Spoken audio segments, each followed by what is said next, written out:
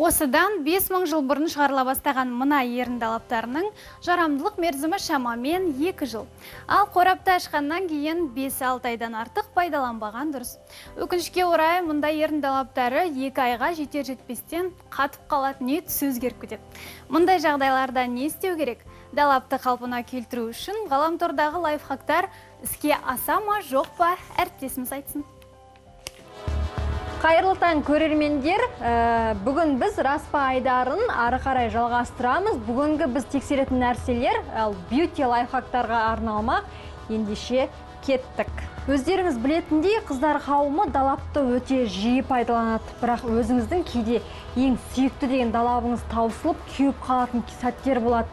Ал оны қалай қалпына келтіруге болады? Лайфхактарға сенсек, осындай күйіп қалған далапты ыстық суға бір 5 минутқа салып жіберсе, қалпына келіп ериді екен. Біз қазір соның рас өтірігін тексереміз.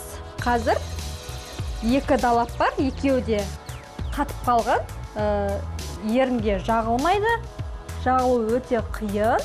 Енді осыны жауып, үстіне ыстық суды құюымыз керек. Суды құйдық, енді бір 5 минут күтуіміз керек. Бағанағыдай емес, далап жағатын кистісі сәлде болса еріген. Енді ішіндегіні көрейік, жағылар ма екен.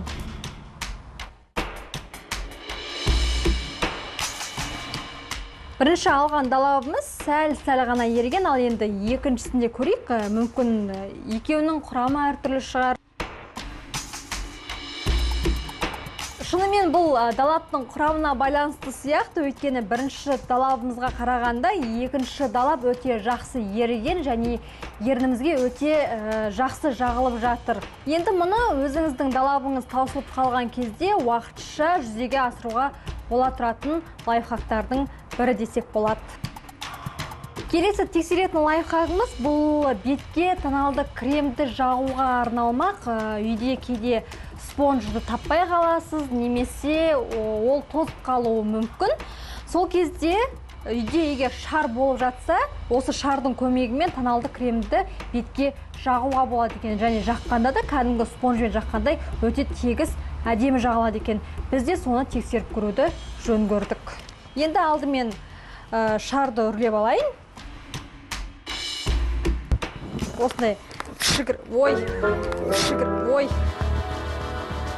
Осылай кішігірім етіп үлесек жеткілікті. Тоналды кремімізді сәл тамызып,